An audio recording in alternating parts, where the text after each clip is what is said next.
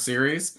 Today we are going to talk about best seafood practices and basically look at responsible sourcing from our wild seafood supply chains and how the BSP program gives you coverage beyond the fishery. So before we get started though, just a couple of housekeeping items I want to make sure we go over. Everyone who is participating has automatically been muted.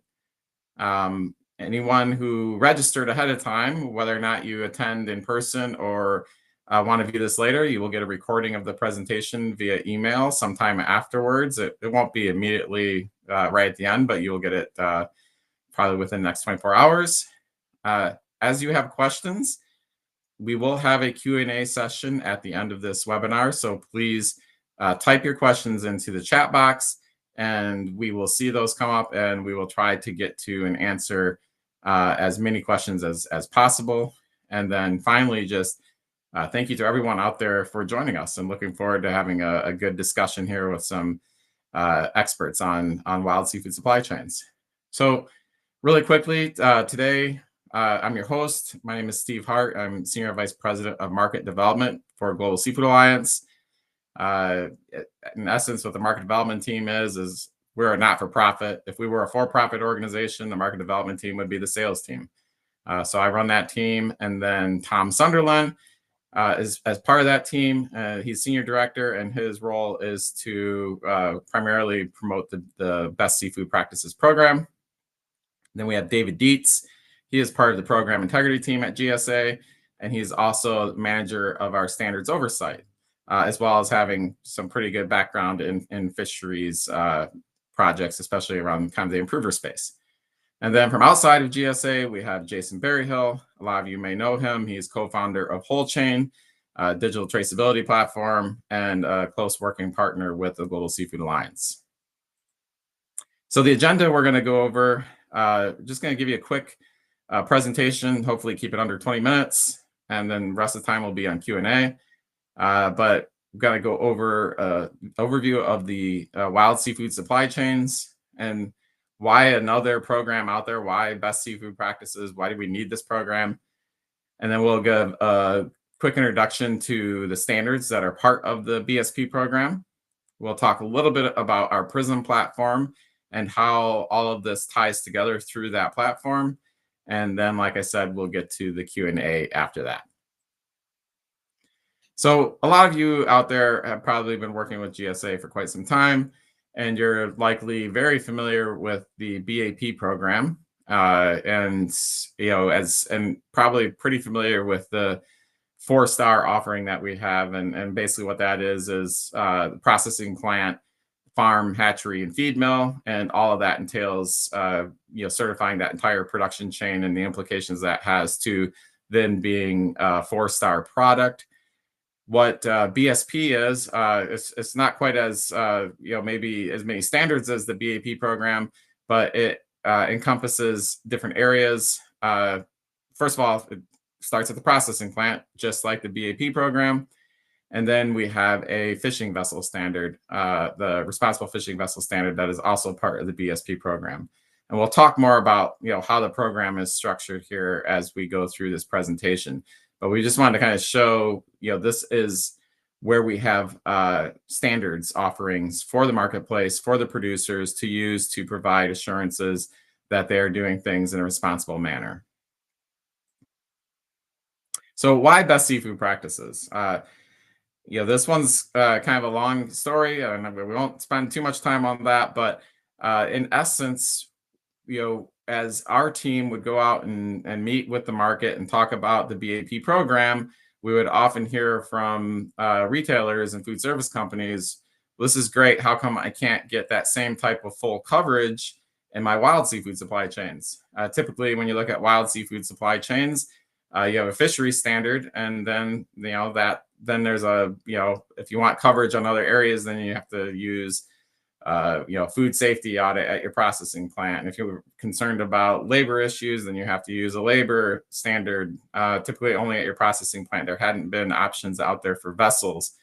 And yet we keep hearing in the news of labor abuses within wild harvest supply chains. So we really looked at best seafood practices and how can we help provide those assurances without going in and trying to fill uh, areas that already have plenty of solutions out there. And we'll talk more about fishery certifications later in the presentation. But we didn't want to recreate the wheel. There's already plenty of great work out there with fishery certifications. So we wanted to focus, what we like to say is we wanted to focus above the water where there wasn't coverage in wild seafood supply chains. And to start with, that's really looking at the fishing vessels and the processing plants. So, that's basically those are the gaps we identified. And when we looked at our standards and how we could help solve and provide assurances in those gaps, it was really looking at the processing plant and the vessels. And we have standards that account for both of those. First of all, starting at the processing plant, we have we call it SPS. That just simply stands for Seafood Processing Standard. All of us in seafood love our acronyms, and of course, we're no different here at GSA. So you'll often hear us say SPS. That is just our processing standard, and it has coverage across the pillars that are of strong interest to the market, and that is really around environmental responsibility, social accountability, and food safety. And then when you go to the vessel level, again, we're not doing fisheries management. That is left up to the fishery standards that I mentioned earlier. But there are still some checks in place on the vessel standard, really around assuring that there is no IUU fishing occurring. You obviously there is a lot of fisheries out there that are not certified that are still critically important to the market, and RFVS helps give some coverage in those areas where maybe a fishery standard isn't in place yet.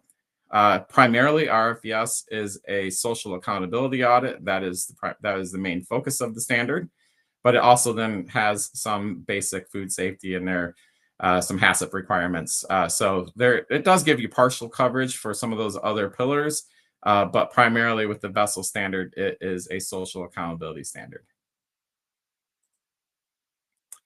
So going back to the processing plant standard, and we kind of consider, why look at BSP and why do something different than what you're already doing?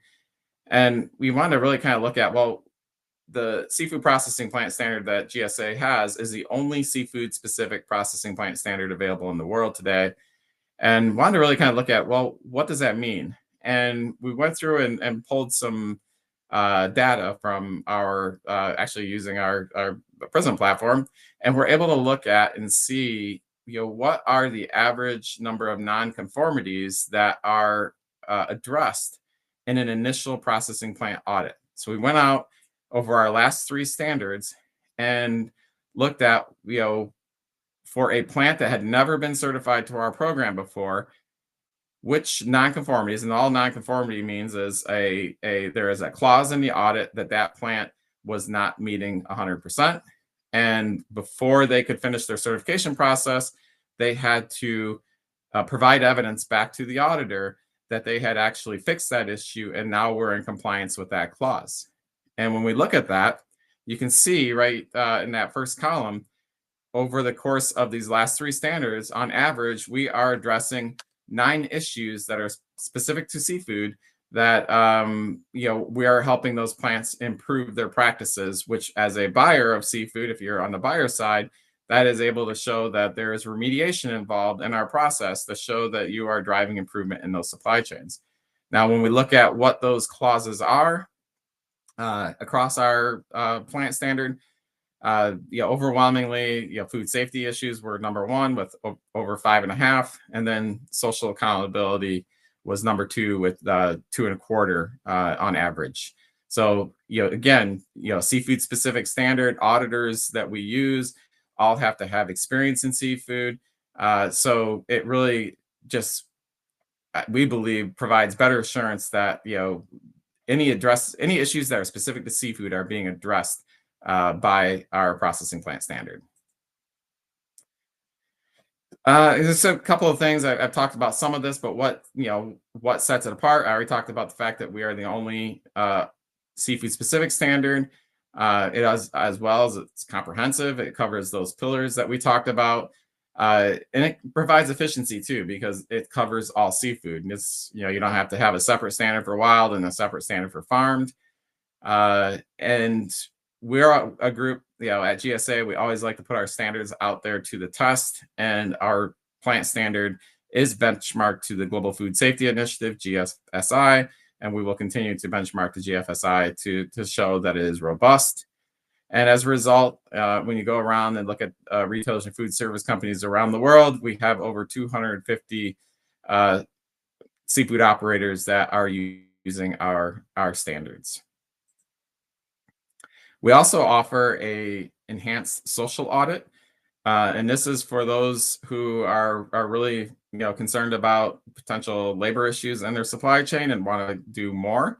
And what the enhanced social audit does is it brings in some of the same robustness that was already built into our standard with social clauses, but it increases those. And one of the primary things it does is it brings in a auditor who is certified, an APSCA certified auditor, who is basically a specialized, highly specialized auditor who is trained to look for and identify any type of social issues that are happening within a plant.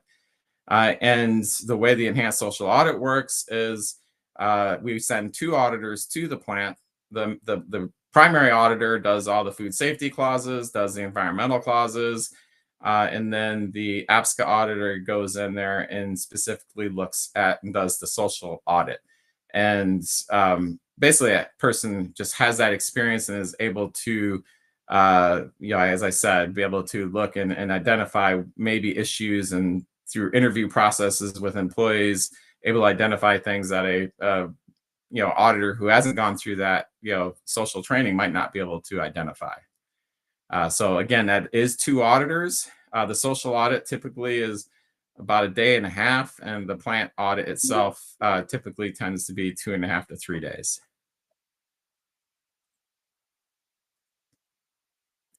Now to talk a little bit about the vessel standard, and as you guys hear about the vessel standard and have questions, David Dietz, who is one of the speakers today, he has a really extensive knowledge of the RFVS standard, so I'm sure he'll be able to give some more detail here as well. I talked about the importance of benchmarking when I mentioned the plant standard. Well, we feel the same about the vessel standard, and we are actually the very first fishing vessel standard to ever achieve Sustainable Supply Chain Initiative benchmarking. And happy to say that we not only did we achieve it, we also went through and had it, re-upped on our last audit. So we have been able to maintain our SSCI benchmarking. So it just shows that while I did mention that the RFVS has other components to it, it is primarily that social audit, and that's why we put it into the SSCI benchmarking, which is focused on the social benchmarking. In addition to that, I talked a little bit earlier about IUU, to confirm there's no IUU fishing going on the vessels. The auditor will go through and make sure they're reviewing catch permits and all the procedures are in place to mitigate any IUU fishing. And the way that the vessel standard was constructed is that you can do a single vessel or you can do a fleet. It's really designed in a way that makes it relevant for any type of fishing situation, whether you are a single vessel going out on your own or you have a whole fleet of vessels that you would like to bring into certification. With that, we've recently have made some changes to the BSP logo options, and we do have options available for packaging now. When you go and look at the logos on screen, the one to the far left is a BSP logo that is available now for wild seafood, wild harvested seafood. It is a processor only logo that is available for on package to consumers. And then if you go to the far right, we have another logo that is available that identifies processor and vessel. This is again a consumer logo that would be able to be used for any processing plant that can verify they have traceability to certified RFVS vessels. In that case, they can use the consumer-facing logo that says processor and vessel. If only your vessels are certified, at this time we don't have a consumer-facing logo, and it's just, once if it's going through a plant that isn't certified or is not going through a plant, it just there's some traceability risks there. So we don't allow for a consumer-facing logo on that product, but we will still allow for carton logos that can be B2B type of marketing to be used on vessels that want to put the logo on there, but we're not able to do a consumer facing logo.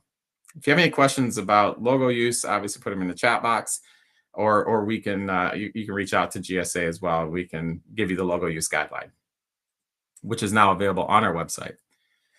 Additionally, we do have the ability to connect potentially FIPS in through our processing plant standard. There's not a logo usage for FIPS. So if you wanted to use a logo, it'd just be that processor logo that I just showed you on the last slide. But for those who are looking for greater assurance and wanting to have some level of traceability to their FIPS, which we know is a big issue from sourcing from these type of improver fisheries, we have a process laid out where an auditor can go in and verify that FIP information to make sure that plants are sourcing from the FIPS that they are claiming they're sourcing from. And if you're a plant and want to be able to get, show to your market that you are responsibly sourcing, this would be a great way to make those connections to show to the retailers and food service companies that you're selling to. Let's talk a little bit, and we'll get more into this in the Q&A time about certified fisheries. Just to make it really clear again, BSP is not a fishery standard. We do not have a fishery standard, and we have no plans in the future to have and operate a fishery standard.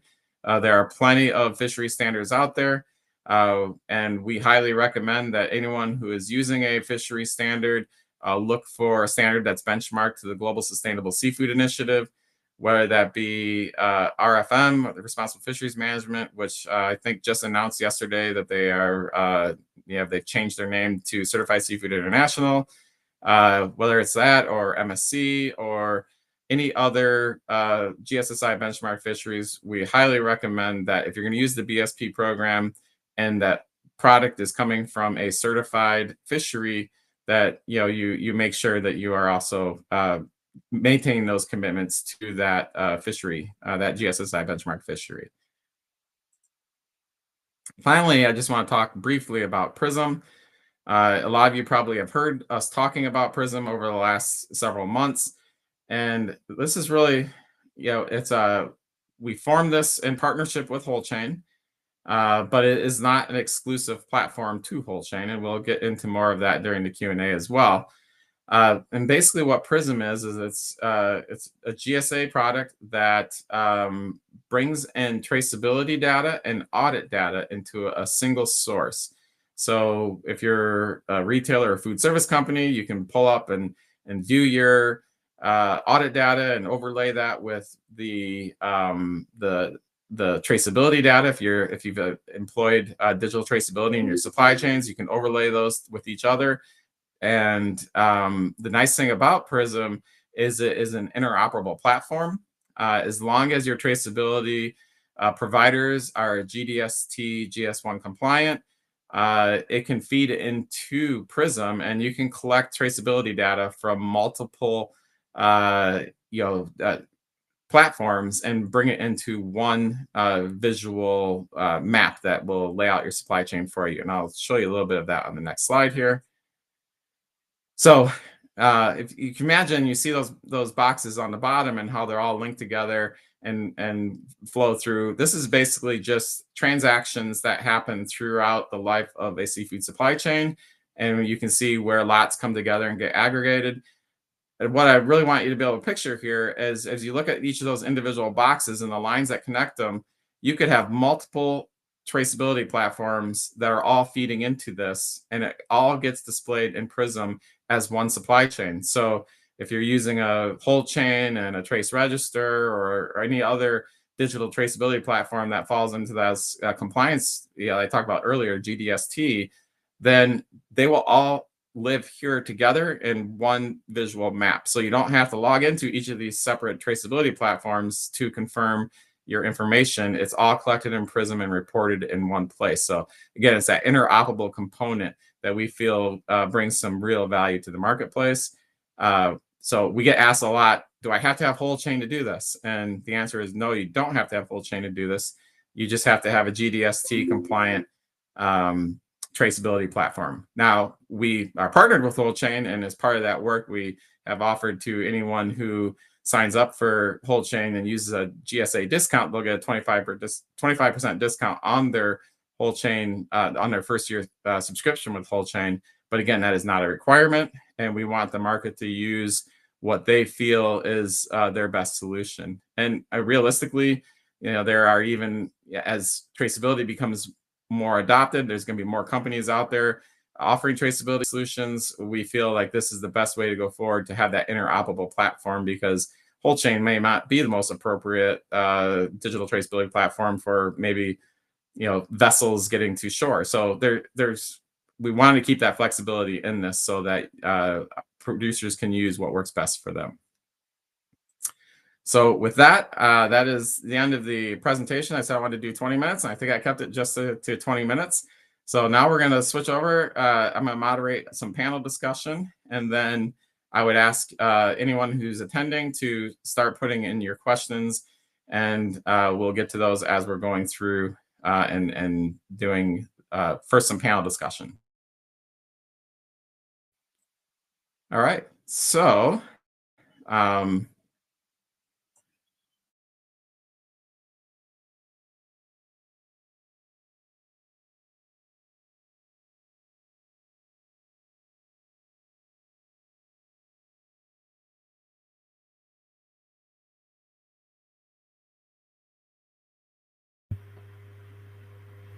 did we lose Steve?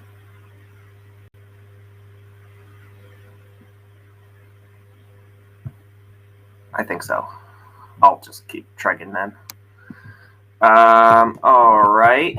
Go to the top of the list, folks. Let's see. Oh, we got him back. Yep. Sorry, I got booted. No worries. Yep. So let's jump in to do a few questions here. First one I have, I want to start with you, Tom. And I talked a little bit about how BSP program covers everything above the water, and we recommend that retailers use a GSSI benchmark fishery standard to cover their fisheries. Can you expand on this a little bit in regards to what the options are out there? Yeah, well, when you think wild capture certification schemes are just that. They cover below the water, and they'll cover the environmental issues of biomass and good management practices for the most part.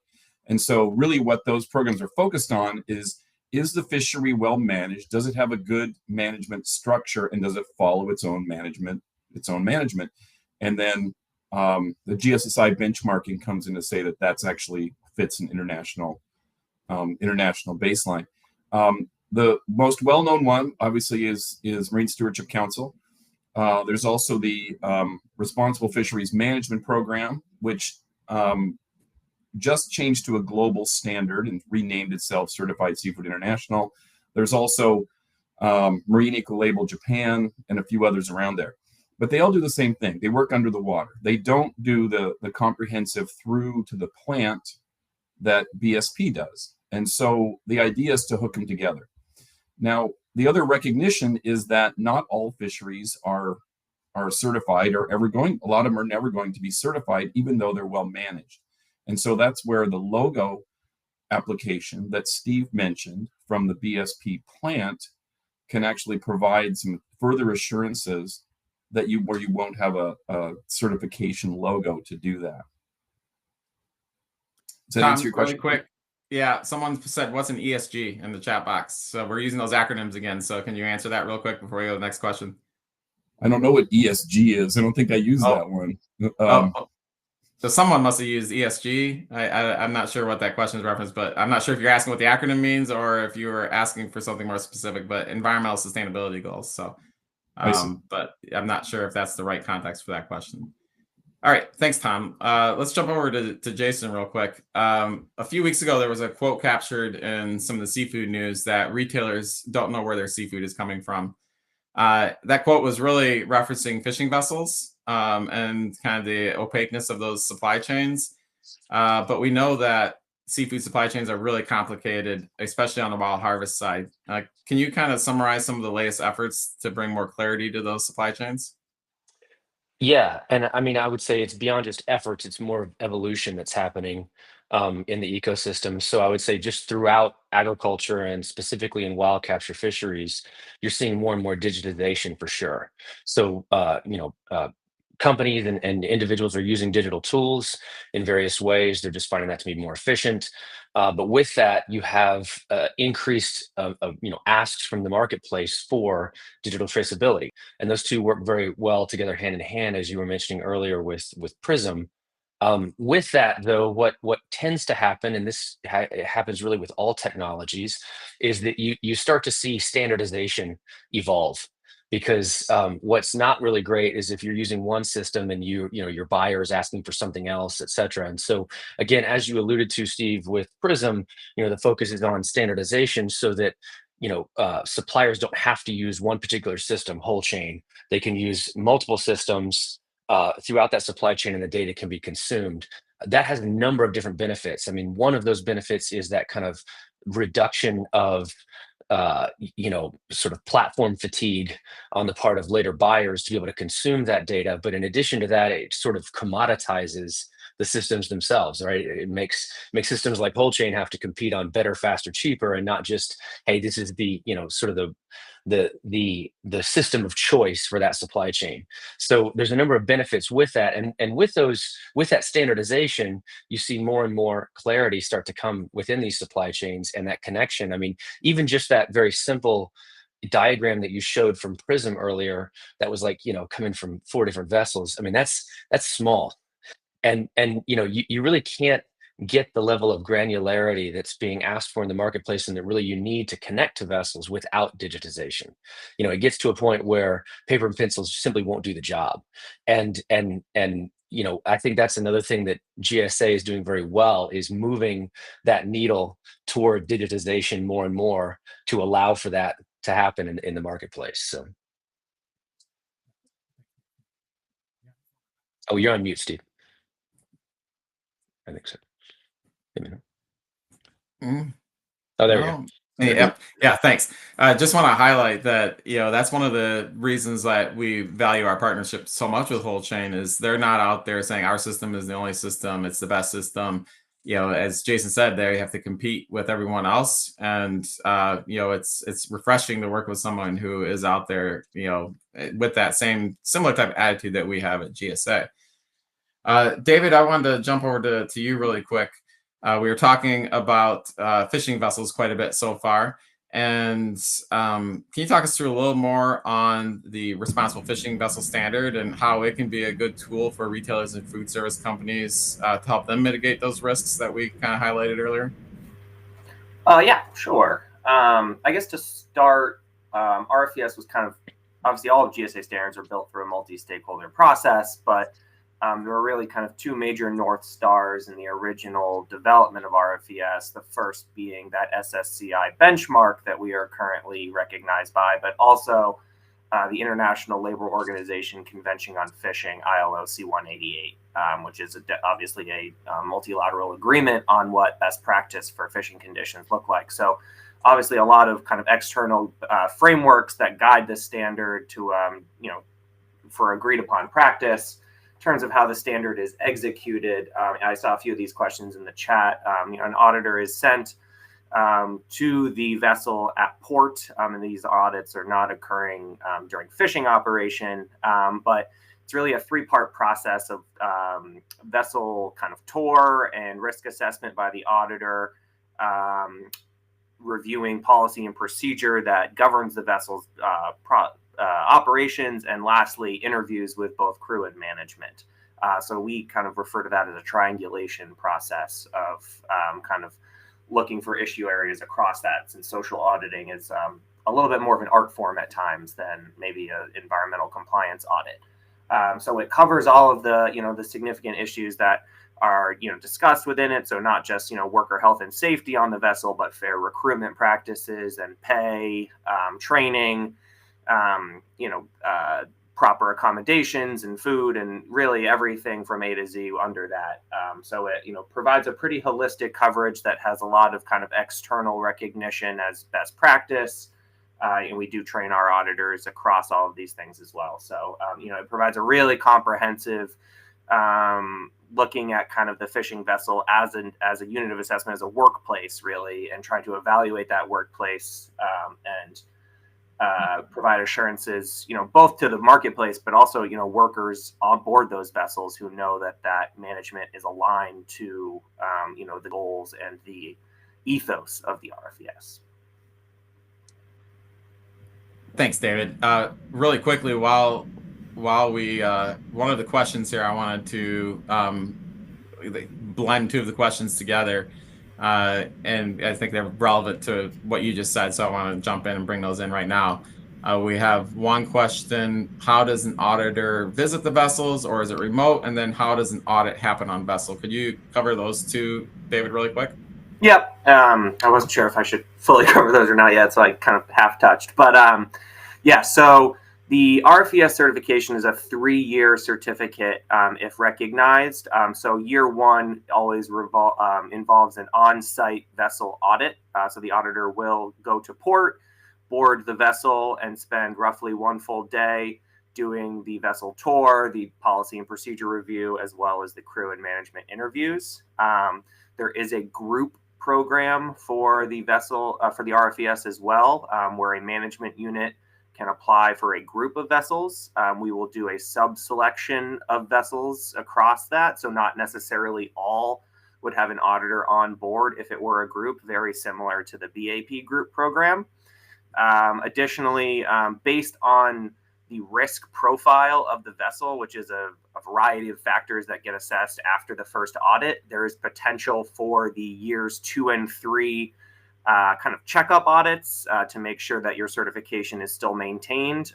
There's opportunity for those to be remote, but if the risk is deemed high, the auditor would be back on board the vessel. To talk about how a vessel happens on, or an audit happens on a vessel, I guess to start, part of that is largely up to the auditor in terms of how they would like to pace out their audit and where they want to prioritize their time. Obviously, with social auditing, their goal is to really look for some more nuanced issues around, how workers are, experiencing their time on vessel, and making sure that, there's safety procedures and things like that in place. And so they can kind of dictate how the process plays out. But there's, again, really 3 major components of what happens. And typically it starts with the auditor after the opening meeting, touring the vessel on their own, really unguided, kind of walking through to look through all of, the accommodation areas, the work areas, the mess halls, things like that, to assure and see any potential risks that they might want to call out as a nonconformity in their review. They will then go look at the policies and procedures of that vessel to make sure that all of the stated requirements of how they operate align with what is written within the standard.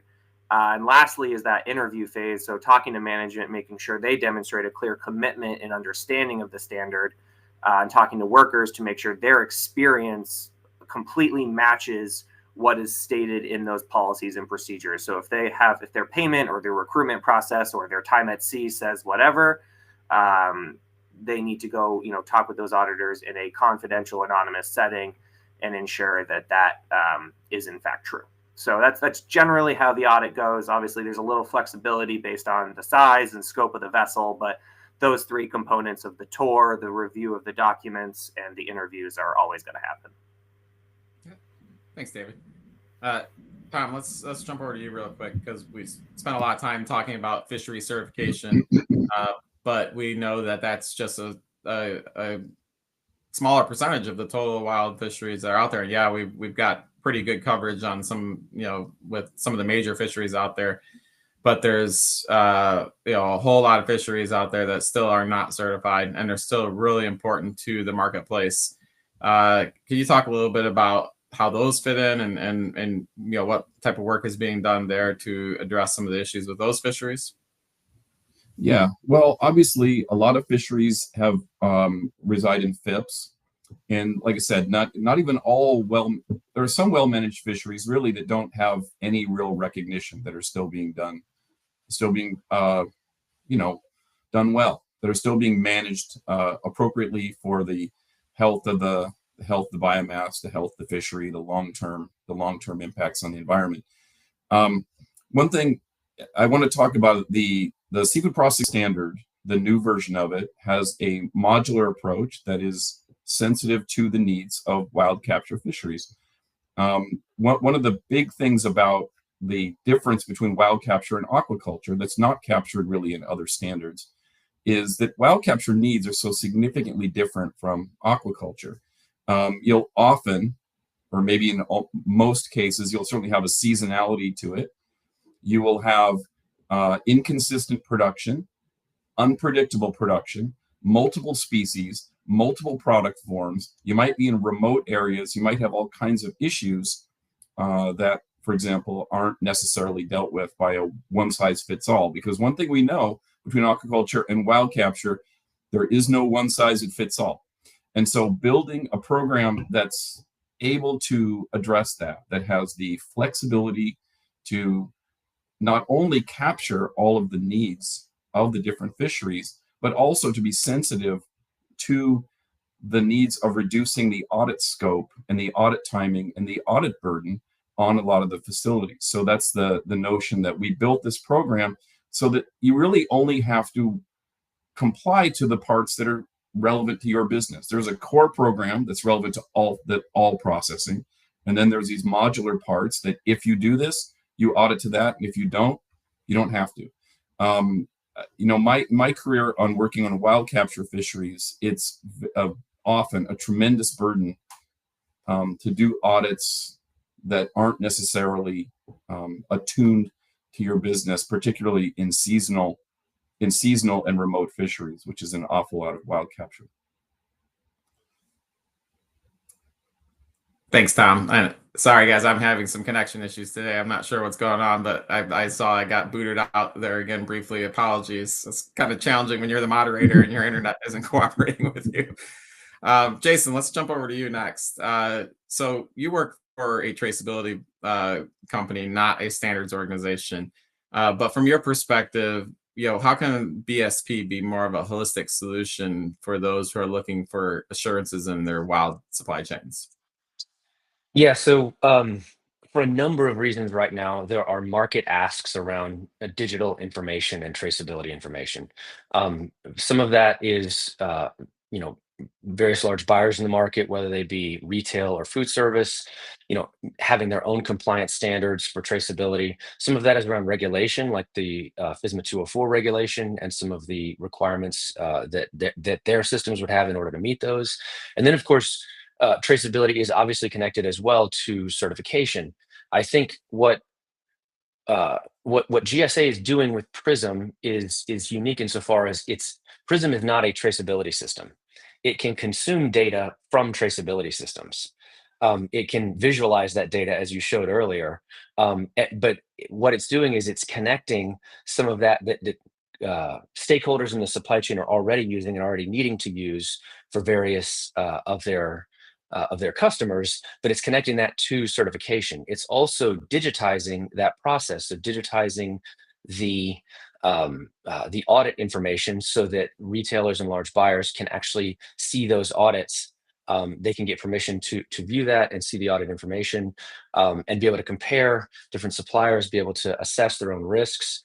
So it's kind of like an increase in digitization, plus alongside that using sort of best in class traceability according to a standard, which in this case is GDST. I would say that's a very unique thing, and also it's a very good pathway to the future. What Prism represents right now, in my opinion, is not so much what it is today, but where it's going. That's a very big thing. You can't just go from paper and pencil to AI. You've got to have stages of development, and this is that kind of that digital layer that begins, and then we can continue to build on that on into the future, which means further innovations as they come online. Yep. Thanks, Jason. And one of the questions I just want to bring up, because you mentioned it a few times in your answer, is around FSMA, and does this traceability platform then meet the FSMA requirements? Yeah, I mean, I would say it goes well beyond. FSMA is fundamentally a way to connect lot-based traceability through a supply chain, looking backwards, and it's a way for the FDA to be able to skip steps in that process. It is, in many ways, and now it's been, as I'm sure many of the people on this webinar are aware, it's been moved back by 30 months, or at least that's the proposal by the FDA. And so, you know, what it really represents, though, is, a baseline of traceability. It doesn't necessarily get you different sort of sustainability or social compliance information, but it does get you that sort of baseline traceability if you were to do a recall. And yeah, it definitely does that. I think with pretty much any way you're doing lot-based traceability or event-based traceability, you're going to achieve most of the parts of FSMA, and then to be able to add a few pieces on which you can do through GDST. So. Thanks, David, I got one more question for you. During the opening presentation, I showed some of the data on processing plant audits, especially those first-time audits, which I think someone asked in the questions of how many plants is that, and I don't have the exact number in front of me, but you're looking at over 100 plants over the last 3 years for initial audits. So, but don't have that exact number though. But our standards, they go through a rigorous development process that incorporates user feedback, and as part of that feedback, we get feedback from the market that is looking at our ongoing work. Can you elaborate on this a little bit and why you believe our processing plant standard brings value to the market? Yeah, for sure. I think it's been said a few times already. SPS is really the only seafood specific processing standard out there, and I think when we say that, we mean the only processing standard that is scoped only for seafood products that also retains that GFSI benchmark at the same time. In our past, aquaculture had been a focus of that, and I think a lot of the ways in the development and the engagement that we did for that standard was through an aquaculture lens. SPS 6.0 represents a really big shift for us in how we think about seafood processing, and the ways in which farmed and wild product are similar in the processes that they go through, and the ways in which they're different and need different levels of either attention by an auditor or control by a facility, things of that nature. So I think 6.0 represents for us an ability to provide seafood processors from any node of the sector, whether it's farmed or wild or anything in between, the most customized and efficient audit possible, while still providing robust coverage across all of the 4 pillars of the program. And I think I would really just focus in on that social accountability component again. I think that's an area where in our external engagement with the marketplace, we've seen some of the strongest interest in leveraging the standard to help provide assurances. And so this enhanced social audit that we have spent truly years now kind of in the process to develop represents a really kind of multi-stakeholder approach at providing the human rights assurance to the marketplace in seafood that we know the marketplace is asking for. So I think regardless of what your concerns are across your supply chain, SPS incorporates that in the most kind of streamlined but responsible way possible. And it's from my role, I'm constantly talking about areas where improvement might be needed in the future, or tweaking, or how best practice expectations are shifting even ever so slightly moving forward. So it's very much a living document. As these things move forward, we're always looking for opportunities for improvement on our end as well. But as it sits right now, I think we're quite proud of what SPS 6.0 represents. Thanks, David. I think one of the questions here are probably best for you too. We have a question there about the chain of custody. So could you describe the chain of custody process a little bit on how that works for BSP? Sure. A fun one. So the BAP system we operate, some of you may know, some of you may not, what we call a STAR system. So we link certified facilities from processor down through the farm, the feed mill, and the hatchery. And all of those checks happen through the seafood processing standard. There is a traceability and process control element to the seafood processing standard, which for all intents and purposes is a chain of custody evaluation. So we do not own a standalone chain of custody standard, but because we own and operate a seafood processing standard, which many of the other seafood certification schemes do not, we are able to kind of control for full traceability evaluation by an auditor at that final point, which is the processor, which allows that processor to control all of the relevant documentation that would go into a chain of custody audit, but would happen now through the same seafood processing standard. So rather than requiring another audit through a chain of custody standard, we rather allow certified processors to link their product backwards through the supply chain. And it used to originally just be for aquaculture, but now through the BSP program, we have mechanisms with SPS to link back to fisheries and vessels as well. So it's, we do not own a chain of custody standard, but we provide an equivalent chain of custody assurance through the traceability elements of SPS. We'll apply it again, Steve. Oh, so but you're back. Better. Yeah. So one of the other questions in here is about the enhanced social audit, and just to make sure it's clear, the enhanced social audit that we spoke about, that is only for processing plants at this time. The RFVS audit, while it is SSCI benchmarked, it is not considered an enhanced social audit at this point. It is. So I don't know, David, if you want to embellish on that at all. No, I mean, and this also came up in the chat as well.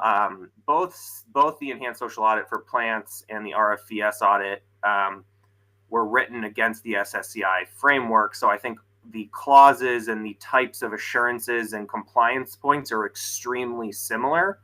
The only one of the main differences, and I think which kind of gives the reasoning that Steve just gave that is not a true enhanced social audit, is that we do not currently require the APSCA certified auditor to conduct an RFVS audit. We have slightly different auditor qualification requirements for that, which you can find on the BSP website. Those are basically kind of mirroring the SSCI requirements, but for the seafood processing standard, we are requiring the APSCA, so the Association of Professional Social Compliance Auditors, to conduct all of the enhanced social audits.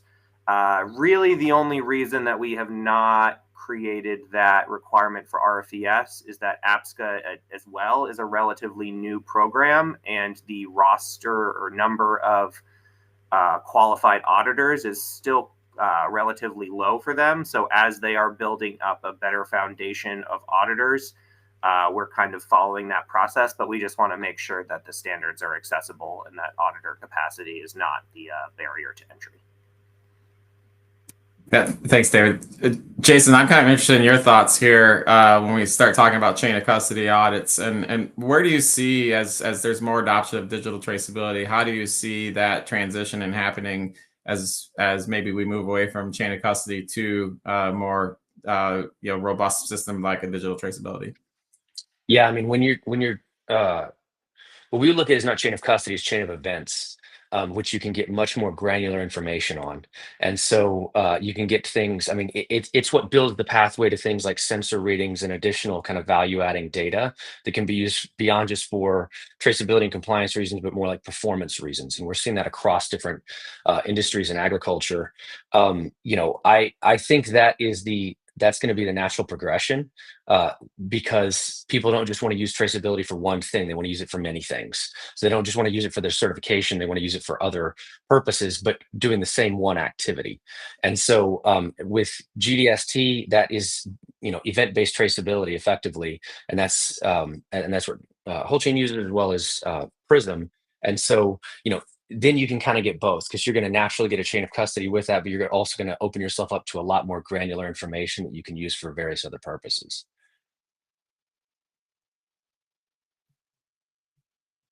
Oh, you went quiet again. Yeah, better. But there it goes. Yeah, man, this has just been a tech issue webinar. I really apologize to everyone on their viewing. And I just some of these things are out of our control. But really appreciate. I think we're wrapping up here on questions. Like Tom, I'm just kind of curious. Do you have any closing thoughts? And I know you coming from the wild seafood supply chain and working in the commercial industry for most of your career. What do you see in terms of BSP and how you think it can be a good tool for users out there? Thank you, Steve. I think BSP is revolutionary. I think there's nobody else doing anything like this, because this captures all the needs of seafood processing, whether you're doing aquaculture, whether you're doing wild, or both. And there certainly are programs that fit in this. And it will capture all those things. It will reduce the audit burden at the same time while providing all of the benchmarks.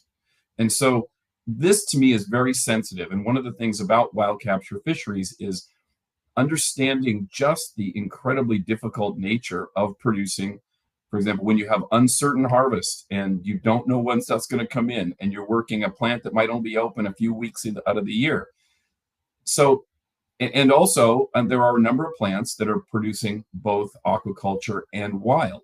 And this is a tremendous benefit to those operations.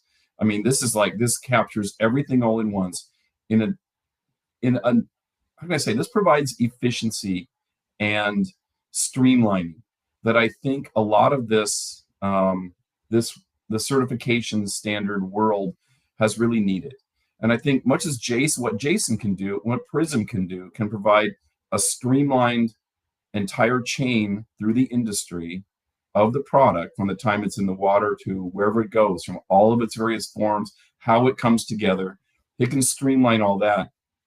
BSP can streamline how we look at production and how its proper place and proper evaluation within the system can help the assurances of the customers and ultimately the consumers. And so I think it's revolutionary in that respect. Yeah. All right. Thanks, Tom. I think that's just a great way to wrap up. So thank you, everyone, for attending. We will send out, again, the recorded version will be sent out within the next 24 hours. And again, apologies for some of the technical issues that we had on today's webinar. I think we managed to get through those, and we still were able to make all of our key talking points that we wanted to make sure went through. And I believe we covered most of the questions that were put in the chat box. So thank you to everyone who attended. You please feel free to reach out to myself or anyone else at GSA if you have more questions about BSP. We'd be happy to get on a call and talk to you more. Thank you.